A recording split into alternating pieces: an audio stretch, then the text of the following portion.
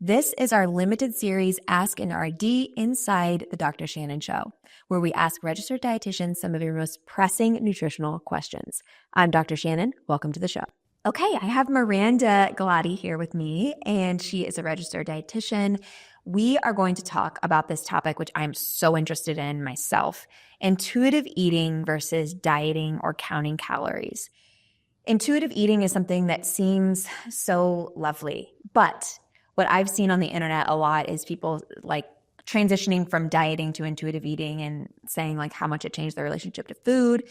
But I wonder if that's always appropriate for everyone, is to go straight to intuitive eating. Can you tell us what intuitive eating really is, and when someone could and how to intuitive eat, and when someone could intuitive eat versus when they should maybe have some more strict rules around food? Yeah. So I will start off by saying, just so everyone knows my bias, is I consider myself someone who's very middle ground. So, generally for myself, I don't do a lot of calorie counting and I don't like a ton of structure with my diet, but that's changed over the years. So I don't consider myself like a pro dieting, pro intuitive eating. I consider myself quite neutral between, and I've kind of dabbled in both. So intuitive eating, what I think a lot of people don't realize is that term describes a very specific framework. And I think because it sounds like intuitive, just eat how you want, people just think that's all that's to it. But intuitive eating is a very specific framework of eating, kind of meant to improve your relationship with food and meant to help take you away from dieting. So if that's your goal, that's a wonderful approach. But it's not necessarily something that you have to just fall into. And it's not necessarily something that everyone will thrive at without guidance, because it really is kind of a flexible but structured approach with specific principles to kind of help you get it. And by nature, it means letting go of weight loss goals, and it means letting go of external tools like calorie counting in order to get to this kind of specific place. So I think for some people, maybe if you're really feeling sick of dieting, and you feel like you have a really turbulent relationship with food, I think it can be an awesome framework. But I do think it's a framework that takes some work. It lacks structure, but that doesn't mean it's easy. It can still take a lot of work and a lot of trial and error. So if someone wants to go down that route, I always suggest working with a registered dietitian, specifically one who's familiar with that intuitive eating framework to kind of get there. So that's the intuitive eating side of things. Can you tell us, because I think that's the misconception, is people think intuitive eating is just like eating what you want. Yeah. But what is the structure, or maybe if you know, like what is the loose structure of intuitive eating? I think intuitive eating is trying to eat in a way that supports your health and leaves you feeling good and supports a healthy relationship with food. I think that's the crux of it. And again, it has these specific principles that guide it. And one of those principles is like rejecting the diet mentality and letting go of intentional weight loss. And to me, when I think of intuitive eating, it's really about not having goals, specific goals in mind of where your body will land, and instead focusing on how food leaves you feeling, which can be so amazing for some people, but it really depends on you and your goals, I think. You know? If someone is wanting to get into intuitive eating, where should they start? Should they follow their hunger cues? Should they follow their energy cues? Should they just eat at regular intervals? How can someone start to, and I know you say like seek guidance from with this. Yeah. And maybe that's just the answer.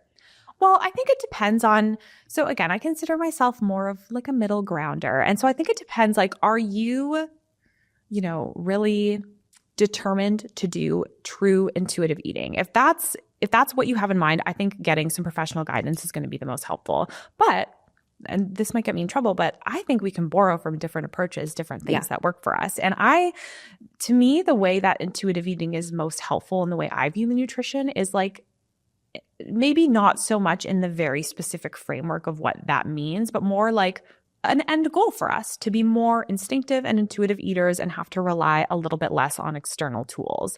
I think there's different ways to get there too.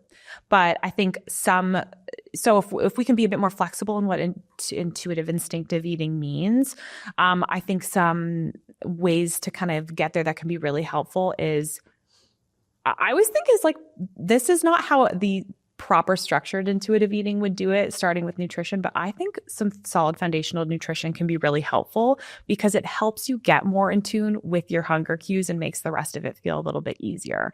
So the way I tend to like to start with people who don't want to take such a structured approach as calorie counting is, okay, it's kind of similar to what we've talked about before. Yeah. Let's make sure you're eating enough. Let's make sure you're building balanced meals that have carbohydrates, but that have protein and fiber and healthy fat. Let's also eat every 3 to 4 hours and try to avoid getting to the point of feeling extremely hungry. And I think if we start there, like really basic but solid and consistent nutrition, what can happen is we get to a place where we're not getting these huge swings in how we feel around food, and we're not getting these huge swings in hunger. And it can really help support listening to our body a little bit more and being able to better understand more naturally when we're hungry and when we're comfortably full. Yeah, because I think the reputation that intuitive eating gets is like, just eat whatever you want. Oh, if I just eat whatever I want, I'm going to have cake for every single meal. Yeah. And then if you have cake for every single meal, it's going to make you want more cake, right? Because there's not a lot of like balance in your blood sugar, and that can make you have a false sense of hunger from, what I understand. Again, correct me if I'm wrong.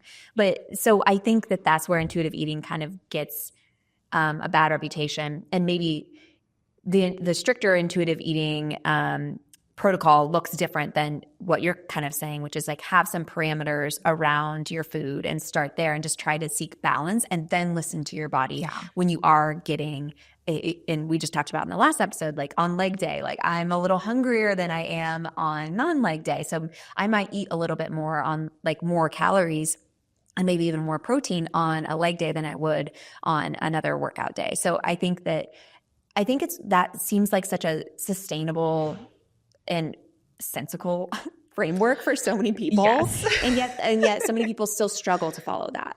It's really hard. I think it's tough. Like our desire to eat is driven by different things. It's driven by like what we ate earlier. It's driven by like the culture around us and what people are expecting us to eat, driven by how much sleep we got, whether we have emotional eating tendencies. So I think it can be really hard. And I think one of the reasons why I personally kind of fall somewhere in the middle and like to borrow from different approaches is because some people can more easily get to a place where they're eating more instinctively and intuitively with a bit more structure. Like for some, genuinely, I think for some people, calorie counting sometimes and understanding macros for a short period of time can help them feel what it feels like to fuel properly and help them get to a place where eventually they don't have to.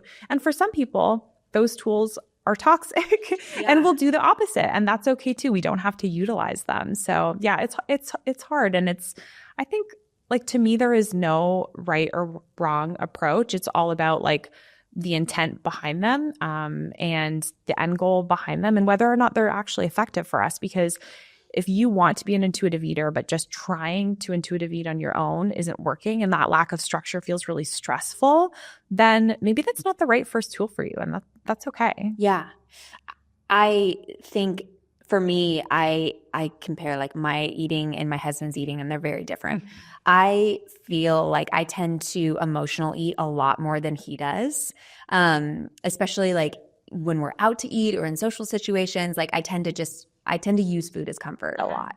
And for me, it was really helpful to track and get used to like how much I was eating at different meals and like learning more about the nutrition density in my meals.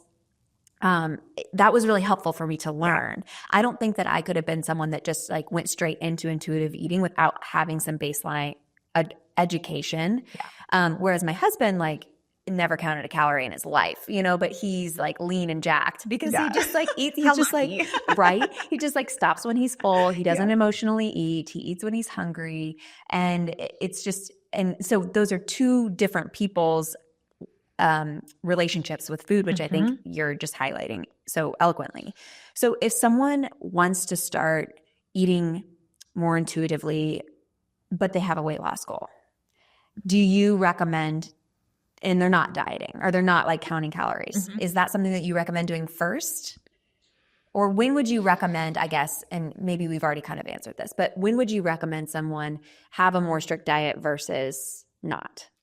Yeah, I think the goal is the goal and your history with food is going to probably determine what your best first step is going to be.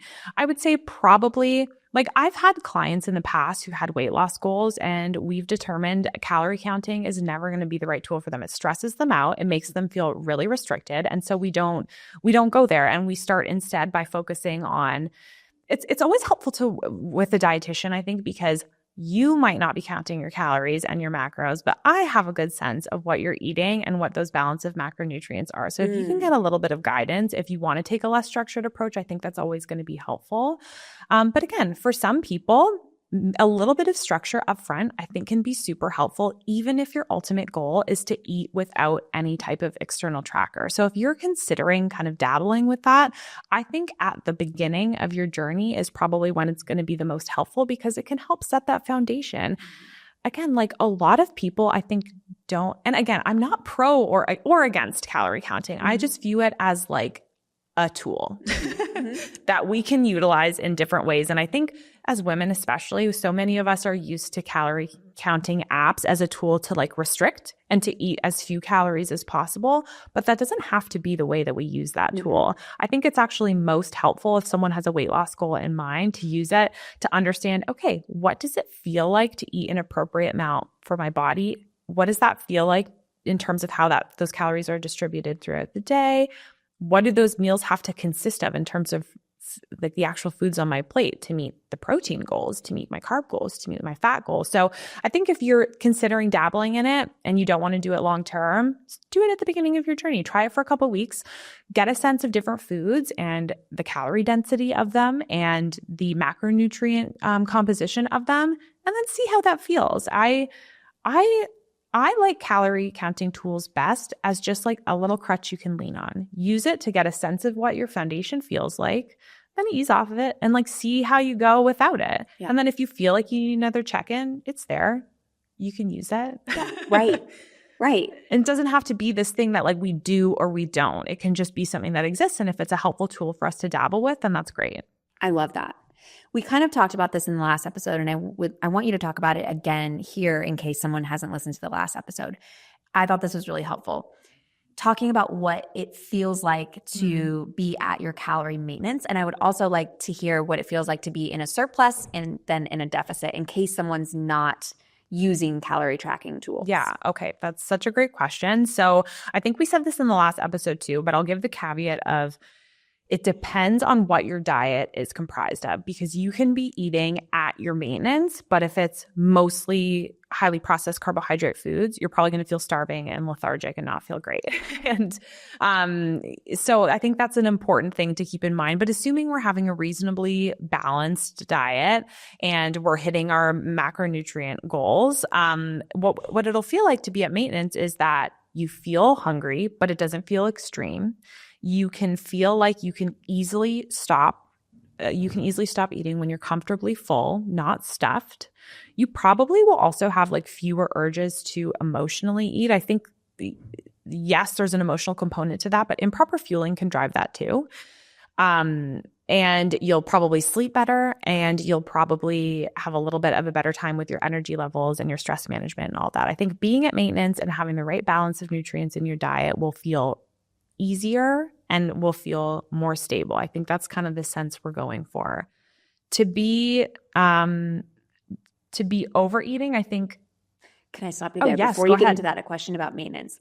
You said you should be hungry, but not all the time, right? It's like you're hungry before and then you eat. Yes, okay. Exactly. Like hunger, we get kind of afraid of hunger, and it's not something you want to be feeling all the time. Absolutely not. But a hunger signal is a good thing. It's your body telling you it's time to eat. And that's something we want to be able to feel. What we don't want is for that to be around all the time and for it to be something that's nagging at us. So we want to feel hunger, but we don't want it. And we want to eat then. When we notice that, we want to eat. We want to respond to it appropriately. Right, not like wait 3 hours. Yes. And I think why that's so important is like, I always like to say like hunger can intensify as it gets ignored. Yes. It's one of those things where it will feel so much easier to eat when you notice hunger than to keep ignoring it and allowing it to get louder and louder and louder. When we ignore hunger, and again, there's other factors that play into this, but generally speaking, when we ignore hunger, it's just going to get more nagging and it's going to cause more urgent eating, and it's going to be more likely for us to not be able to stop when we're full. So I think it feels a lot better to eat when you're hungry. Yes. And just not question it as much. You feel the hunger and just have a snack ready or go into your meal. Yeah. Surplus. What does that feel like? Yeah, a surplus. Well, one thing about if you're in a consistent calorie surplus, you will likely notice changes. If you're using the scale, you'll likely notice changes in your weight. Now, I will again give the caveat of the scale is fickle and it can go up and down for a lot of different reasons, but consistently over time, over the course of weeks and months, if you're noticing the scale trickling up, that likely means that we're eating in a calorie surplus. Eating in a calorie surplus, depending on the extent of it, might feel good. We might still feel pretty much like we're at maintenance and feel good, and that's great. It kind of depends on the nature of your surplus, why it's happening, and if it's kind of intentional and how big of a surplus we're in. But if you're eating in a surplus in a way that's not aligned with your goals, or in a way that's quite excessive, what that might feel like is you're you're finishing your meals feeling more uncomfortably full, where like your stomach feels quite distended. And you have to unbutton your jeans. Yeah, you feel like you have to unbutton your jeans, and you feel like you maybe get tired after meals. Maybe you notice that you end the night and you're really full. I think something that's a bit tricky to nail down is like what comfortable fullness feels like. It doesn't mean like you stop eating when you're still hungry, but it also doesn't mean you stop eating when you're feeling stuffed and when you're physically feeling super distended. What you're aiming for at maintenance and eating an appropriate amount is like you're mentally pretty satisfied, but also physically you're comfortable. You're not feeling like you're super tired or you need to go take a nap, and you're not feeling like you need to unbutton your jeans. And I think it's something that takes a little bit of practice to get used to, because I think a lot of us are used to either eating a little bit too little or eating a little bit too much, and those feel different. Yeah, totally. I think that's really helpful. And when you're in a surplus, you still might be hungry. You still might feel hunger, right? Oh yeah. Yeah. Totally. And this is why like what you're eating can be so important. If you're not eating enough protein, like is one example, and you're working out a lot, you can be eating in a surplus and you might still be hungry a lot. Or if you're eating mostly ultra processed foods that don't have a ton of nutrient density to them, again, it's easy to eat more than you need and still feel genuine physical hunger. So I think it's not just about how much you're eating, but what makes up your diet that can help you kind of feel whether you're eating the right amount. Yeah, it just goes back to the basics of like protein, fat, carbs at every meal, and it just always goes back to that. And then eating in a deficit, is this something I know you recommend a small deficit if fat loss or weight loss is a goal. So what does eating in a small deficit feel like? Because that might feel similar to maintenance, right? Because that's not like a 200 calorie deficit is not much. Yeah, it's not much. I will say let me define like what that deficit would look like. So we were talking about in the last episode, but I like to, start with the easier route, and then we'll make it a bit harder if and when we need to. So that's the reason why I always say if you have weight loss goals, I mean, honestly, I might even start people at maintenance, because what we think is maintenance might actually be a small calorie deficit. And then we never have to lower your calories much more, and then you never have to feel miserable, and that's great. Yes. But if that's not working, you need to go in a deficit. I think just a couple hundred calories can be a really helpful place to start, knowing that this is going to take a little bit of trial and error, and you might have to tweak it. But yeah, it might feel very similar to eating at your maintenance. But I will say, I think as you start to dabble with the deficit, you can become a little bit more sensitive to what your diet is comprised of, and this is where it becomes, from an appetite perspective, even more important to focus on your protein and your fiber to make sure that you're eating really filling nutrients, because ultimately, even a small deficit is going to mean your body is consistently not quite getting the energy it needs to maintain itself. And that can feel a little bit uncomfortable. So if you're even in a small deficit, I think paying attention to what you're eating is very important. It's even more important. Yeah. This is so helpful. Anything else to add about intuitive eating versus dieting that we missed? I think the one thing I'll end with is I think just a lot of us, and it's nobody's fault, but a lot of us just are eager to like label our diets and to put parameters around them. And we're either a calorie counter or a macro counter or an intuitive eater. And that's where we have to stay. And I think if I could just share one message with everyone, it would be, it's okay to remove the labels, and it is completely okay to dabble with different tools, and it's completely okay to change what tools work best for you at different times. There's no moral judgment on this. It's okay to have goals for your body, and it's okay to have goals for your relationship with food, and different tools can help with that. And you can pull from whatever you need to get to a place where you feel good in your body and where you feel good with food. So It causes people a surprising amount of stress, I think, to feel like they need to eat with one specific amount of parameters in mind, and you really don't have to. I think that will be very freeing for people. So thank you for sharing that. Of course. And thank you for being here, and tell us where we can follow you. Yeah, you can follow me at real.life.nutritionist on Instagram and on TikTok, and I've got a website too, reallifenutritionist.com. With lots of good recipes. Yeah, lots of easy recipes. Yes, easy. Thank you, Miranda.